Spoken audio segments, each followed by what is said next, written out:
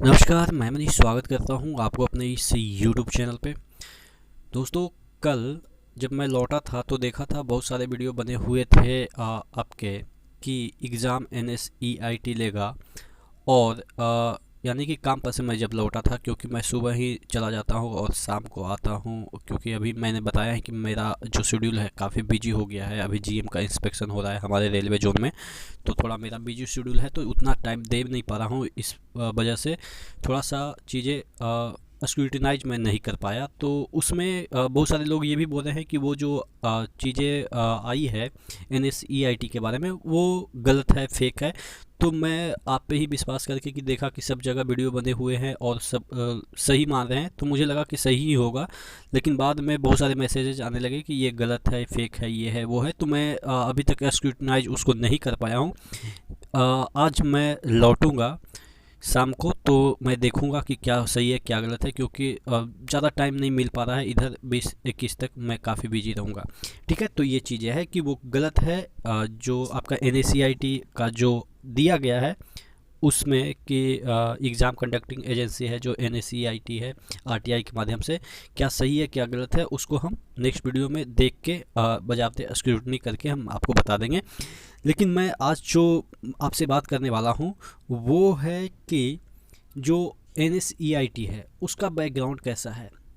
देखिए, मैं दोनों पहलू को रखूँगा। मैं कंपनी को क्रिटिसाइज भी नहीं कर रहा हूँ और ना ही मैं इसको फेवर कर रहा हूँ। मैं जो फैक्ट है पेपर में या मीडिया में या इसके पहले क्या क्या घटनाएं हुई वो सब आपको प्रेजेंट कर रहा हूँ। तो आप खुद डिसाइड कर लेंगे कि क्या है, कौन सी कंपनी है, किस तरीके की कंपनी है। सबसे पहले मैं इसके डिमेरिट की बात करूँगा, उसके बाद इसके मेरिट की बात करूँगा। मेरिट बोले तो क्या क्या इसकी खूबियाँ, क्योंकि देखिए इतनी बड़ी कोई भी कंडक्टिंग एजेंसी ऐसे तो नहीं बन सकती है ना, कुछ मेरिट तो होंगे। देखिए, कोई भी जगह में मेरिट और डिमेरिट दोनों होते हैं। ठीक है, तो मैं दोनों पक्ष को रखूँगा, आप अपने तरीके से इंटरप्रेट कीजिएगा कि आपका जो एग्ज़ाम कंडक्टिंग जो बॉडी है वो अगर NSEIT है तो कैसा होगा, और अगर TCS है तो कैसा होगा आपका एग्ज़ाम। दोनों पक्ष को मैं रखूँगा। ठीक है, तो मैं थोड़ा सा यहाँ पे ये कर दूँ फ्लाइट मोड, नहीं तो हाँ ठीक है, चलिए। हाँ, तो ये है चलिए, ये अगर फ्लाइट मोड में रख दें तो शायद मैं खोल नहीं पाऊँगा, लेकिन फिर भी देख लेते हैं। शायद ये आपका गूगल में नहीं खोल पाऊँगा, लेकिन कोई ज़रूरत भी नहीं है। चलिए, सबसे पहले यहाँ पे देख लेते हैं कि टाइम्स ऑफ इंडिया में 2017 का देखिएगा एक आर्टिकल छपी हुई थी। यहाँ पे देखिएगा 2017 में अगस्त में एक आर्टिकल छपी हुई थी, 7 arrested for leaking SI exam paper in UP। और इसका एग्ज़ाम कंडक्टिंग बॉडी कौन था, देखिएगा मैं नीचे लेके जाता हूँ। यहाँ पे आप देखिएगा, ये एक मिनट में ऑनलाइन यहाँ पे हाँ देखिएगा, ये है यूपी पुलिस। यहाँ पे देखिएगा, UP police has tied up with subsidiary of national stock exchange. यानी कि जो आपके इसका फंक्शन है कि जो नेशनल स्टॉक एक्सचेंज है उसका IT पार्टनर भी है।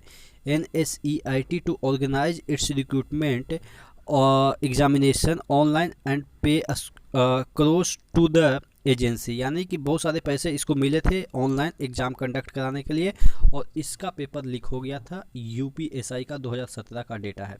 एक और डेटा मैं दिखा देता हूँ, यहाँ पे देखिएगा, ये शायद फ्लाइट मोड के कारण ये डेटा ऑन नहीं है ना। हाँ चलिए, इसको रिफ्रेश कर लेते हैं, रिफ्रेश कर लेते हैं। तो इसमें थोड़ा सा आप मुझे टाइम दीजिएगा, क्योंकि बीच बीच में कभी कभी कॉल आ जाते हैं ना, तो दिक्कत करता है। चलिए, हाँ देखिएगा, यहाँ पे एक आर्टिकल है बड़ौदा से है, people of NSEIT company accused in energy department recruitment scam, NSEIT authority maintains silence. यानी कि यहाँ पे आप देखेंगे कि एक रिक्रूटमेंट हुई थी एनर्जी डिपार्टमेंट में भारत सरकार के, वहाँ पे भी जो कंपनी इसमें स्कैम हो गया था। ठीक है, इस रिक्रूटमेंट में भी स्कैम हो गया था। यहाँ पे देखिएगा A team of TV9 reached NSEIT in Baroda to get detail about energy department equipment scam. However, neither the door nor the staff of the institute opened the door. आप समझ सकते हैं कि ये किस हद तक है। यहाँ पे ये अथॉरिटी ही इन्वॉल्व होंगे तभी तो ऐसा कुछ होगा। हालांकि मैं अपना ओपिनियन रख रहा हूँ, लेकिन मेरा ओपिनियन कोई फिक्स ओपिनियन नहीं है, आप अपने तरीके से समझ सकते हैं। मैं किसी को क्रिटिसाइज नहीं कर रहा हूँ, बस इसका बैकग्राउंड दिखा रहा हूँ कि ये इसका जो एग्ज़ाम में कुछ ना कुछ हुआ है, एक दो एग्ज़ाम में, मैं सभी एग्ज़ाम की बात नहीं कर रहा हूँ। और ये तो हुई कि इसके डिमेरिट की, कि इसमें थोड़ा सा इस तरीके की इसका हिस्ट्री है। अब मैं इसके मेरिट की बात करता हूँ कि इसके मेरिट क्या क्या है। मैं यहाँ पे ऑलरेडी कह दिया कि देखिएगा, एक और मैं आपको एग्जांपल दे देता हूँ जिससे कि आप अपने तरीके से इंटरप्रेट करें। देखिएगा, यहाँ पे व्यापम का एक एग्ज़ाम हुआ था, MP। देखिएगा, PEB न्यूज़, पेपर लीक करने वाली परीक्षा एजेंसी टर्मिनेट। कौन सा एजेंसी को टर्मिनेट का मतलब ये हो गया कि रद्द कर दिया गया, उनको अब नहीं मिलेगा। ये मतलब कि वो जो होता है ना, आप कह सकते हैं कि एग्ज़ाम कंडक्ट कराने के लिए ठेका जो होता है वो नहीं मिलेगा, टर्मिनेट कर दिया गया उसके लिए। ठीक है, देखिएगा, भोपाल, यहाँ पे प्रोफेशनल एग्जामिनेशन बोर्ड भोपाल ने किसान कल्याण एवं कृषि विभाग की भर्ती परीक्षा में पेपर लीक होने के लिए परीक्षा एजेंसी NSEIT लिमिटेड को जिम्मेदार मानते हुए टर्मिनेट कर दिया है। MPPEB की तरफ से बताया गया कि सिर्फ कृषि अधिकारी परीक्षा भर्ती परीक्षा ही नहीं बल्कि पैरामेडिकल नर्सेज भर्ती परीक्षा में भी पेपर आउट हो गया था। तो ये रही इसके पुराने रिकॉर्ड, जो कि एक जेन्युइन स्टूडेंट मतलब कि इसको फेवर नहीं करेंगे। चलिए, तो ये थी डिमेरिट, और आपको भी पता है कि इतनी बड़ी एजेंसी है तो कुछ मेरिट भी होंगे। अब मेरिट पे बात कर लेते हैं।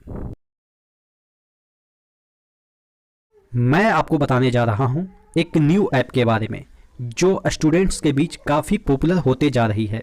चाहे कोई क्वेश्चन हो या कोई डाउट हो, कोई कंसेप्ट ना समझ में आए, बोर्ड्स हो या JEE नीट हो, पढ़ाई में कोई दिक्कत आ रही है, उसका सॉल्यूशन है फिलो ऐप। अपने डाउट्स को किसी भी टाइम क्लियर करें सिर्फ 3 आसान स्टेप्स में। सबसे पहले प्ले स्टोर या ऐप स्टोर से डाउनलोड करें, फिर अपने फ़ोन नंबर से साइन अप करें, अपने क्वेश्चन का पिक्चर लें या टाइप करके उसे सबमिट करें। फिलो ऐप आपको इंडिया के टॉप एक्सपर्ट फैकल्टी से 60 सेकंड के अंदर कनेक्ट कर देगा। यहाँ वीडियो ऑडियो के माध्यम से टॉप एक्सपर्ट फैकल्टी आपको आपके डाउट क्लियर करेंगे, जैसा एनिमेशन में दिख रहा है। तो दोस्तों, बहुत सिंपल है ना। अगर कोई डाउट है तो आस्क फिलो। ऐप का लिंक डिस्क्रिप्शन बॉक्स में दिया हुआ है। अगर इसने टेंडर लिया है एग्ज़ाम कंडक्ट कराने का तो इसका रिकॉर्ड देखते हैं। पहले इसका बैकग्राउंड देखते हैं कि NSEIT है क्या।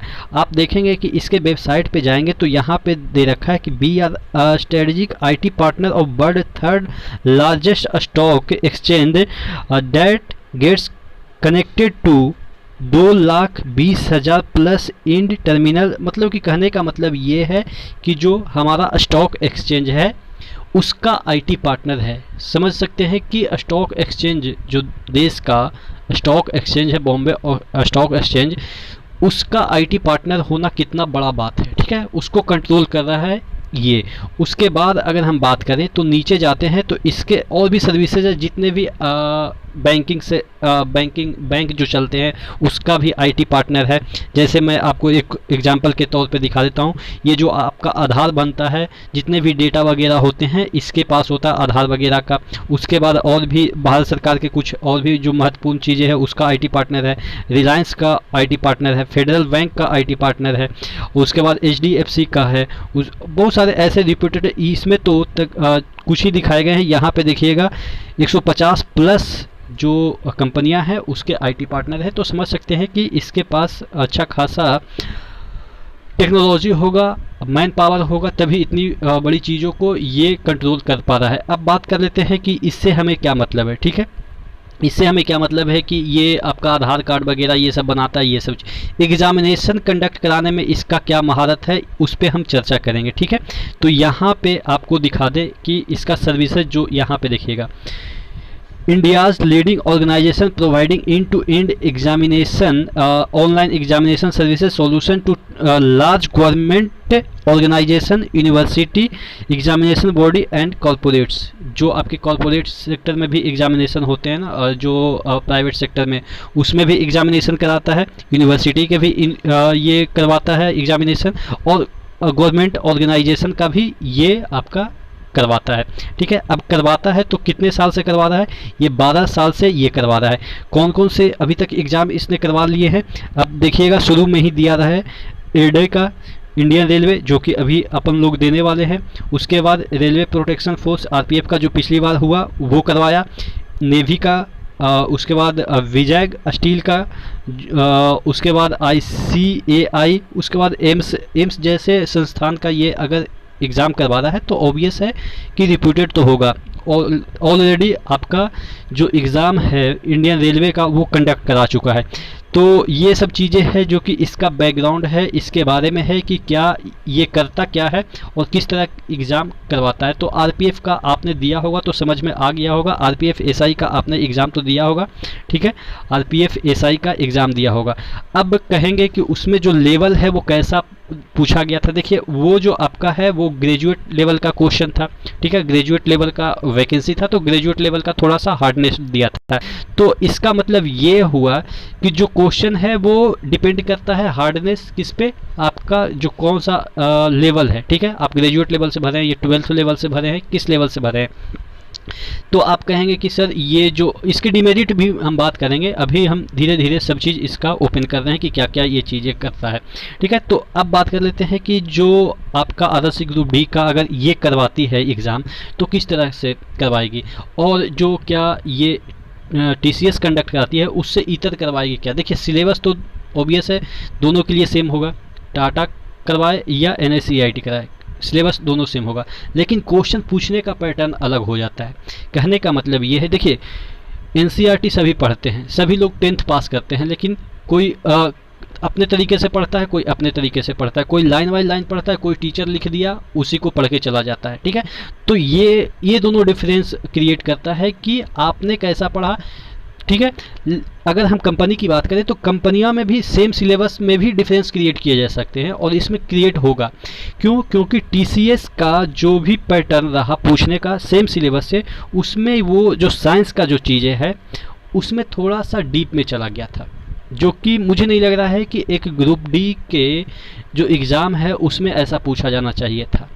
ठीक है, ग्रुप डी के एग्ज़ाम में 10th तक पूछिए, मैं मानता हूं कि 10th तक पूछना चाहिए, लेकिन जिस तरह के साइंस के क्वेश्चन पूछे गए, पीरियडिक टेबल में ही पूछे गए, तो पूछे गए कि जो लेंथेनाइड एक्टेनाइड जो सीरीज है उसका जो रिएक्टिविटी है उस पे क्वेश्चन पूछे गए, जो कि मुझे नहीं लग रहा है कि इतना डीप लेवल से कोई 10th का बच्चा पढ़ा होगा। इवन उसको पीरियडिक टेबल मुझे नहीं लग रहा है कि याद हुआ होगा, वो 20 तक याद करवाते हैं। ये चीज़ें 11th 12th में पढ़ाई जाती है, और वो भी अगर आप आईआईटी की तैयारी कर रहे हैं या इंजीनियरिंग की तैयारी कर रहे हैं तब वहाँ पर पढ़ाई जाती है।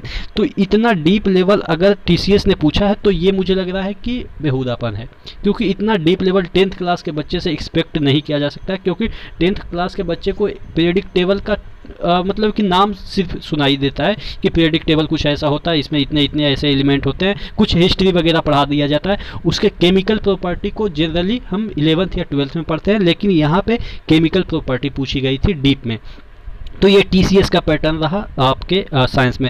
लेकिन अगर एनएसईआईटी अगर एग्ज़ाम कराती है तो इस डीप लेवल को नहीं जाएगी, क्योंकि एसआई का आप देखेंगे एग्ज़ाम तो जो पैटर्न होता है उसी के आधार पे पूछता है, और उसी आपको उसी लेवल से पूछता है जिस लेवल के एग्ज़ाम है।